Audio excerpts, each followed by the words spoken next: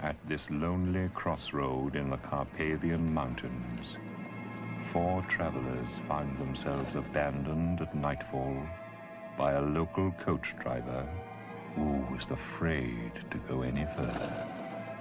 There's no driver. A coach with horses that knew the way, a table laid for 4. Was this kindly hospitality? Isn't your master joining us for dinner? No, sir. I'm afraid not. Is he indisposed? He's dead. Why should a dead man be interested in entertaining guests?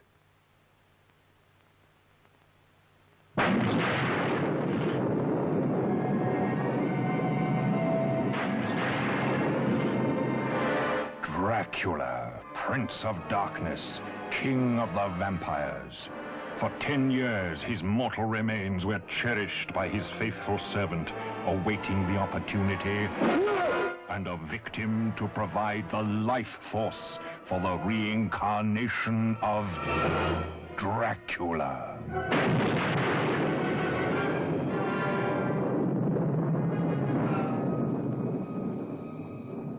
A strange premonition warns the guests at Castle Dracula that their host is ready to receive them.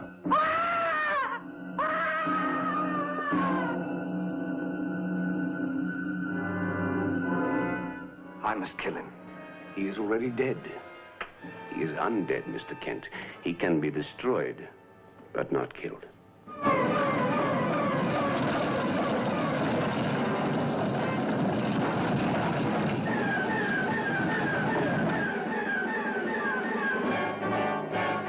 Where's Charles?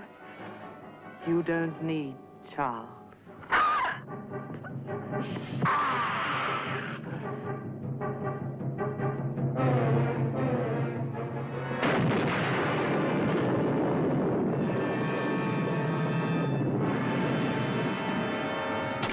I don't know what it is about the Hammer Dracula movies that Oh, they're great. are attractive around Halloween, but they're fun.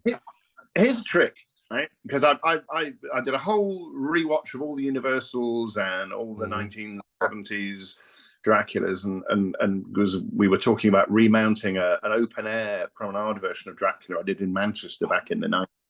Do it. Go do it. Oh yeah, I got to play Van Helsing, which was great fun, and my old buddy Peter Clifford, who is one of the most supreme up close and stage magicians you will ever meet, does Dracula. To anybody who listens to this who's got a chance to go and see Peter's magic shows in Bristol, I would recommend it, because he also he gets the guests in. Name anyone they've guested on Peter's show. But anyway, I was watching all these Draculas. Oh, okay, yeah, fine, right. Oh, yeah. And then there was, oh, yes, okay. And then there was the comedy Draculas and Dead and Loving It. And you go, okay. And then I just went back, I haven't watched the horror of Dracula for ages. Wow. Yeah. Wow, that film stands up. What is it about horror of Dracula that you like so much? Okay, so this is it. And it is a very faithful retelling of the original Universal stories, much as anything else. No, what is it? It keeps to its spirit. It has it has a tenuous link to the book, and the book is in letters, like a lot of that form, which is in one way very good and another way a bit hokey in the cinema. It brought it up to date, even given that it's a great Gothic romp. But it was of its time, the late 1950s. Cinema's changing, England's changing, everything is changing. 10 years after the end of the war, it's time to kick on. And as a way of kicking on, I thought I think it's phenomenal. But yet it feels very rich. It doesn't make any it doesn't try and update itself. It just is told in a very contemporary way, even though it is, a Gothic piece. It just feels so sincere, the movie. It's like the only thing they didn't do in those movies is have Dracula wake up in an SS uniform at some point post World War II in England. And I'm sure somebody pitched it. I'm sure that's right. I'm sure that's right. But I think it was We weren't quite ready from some of that allegorical kind of stuff. Later, give it a decade, and then England goes there full throttle. What I was going to ask you though about these Hammer films is they always seem to use the same. Well, I know they were on the same studio backlot, so that's always very familiar. But was it Terence Fisher's house they always booked out for Dracula's castle, or whose house did they always use in these movies? I think that is Bray House, which is where the studios were. And the configuration is very, very similar to Pinewood. You've got a large house surrounded by a pine forest, whatever. You've got a lot of backlot opportunities to build villages, huts, and inns and whatnot.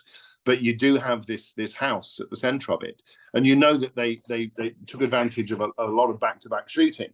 So let me get this right: Plague of the Zombies and the Reptile, I think, maybe was shot back-to-back. You actually suspect they're almost shot at the same time, shoveling actors on and off the same set with different hats on. Hey man, if this was an Irwin Allen production, they would have had the same cast, and they would have gone from this movie now. Yeah. Switch over after lunch. You're gonna go. Absolutely, and and it's I mean, a lot of the actors then do talk about the fact that the budget was always the thing. Well, can you make us two for the price of one, and can we have them both now? Hello, my name is Simon Williamson. Help us find a cure for NMOSD, neuromyelitis optica spectrum disorder, and with it, cancer. Please go to the Guthrie Jackson Foundation and donate if you can.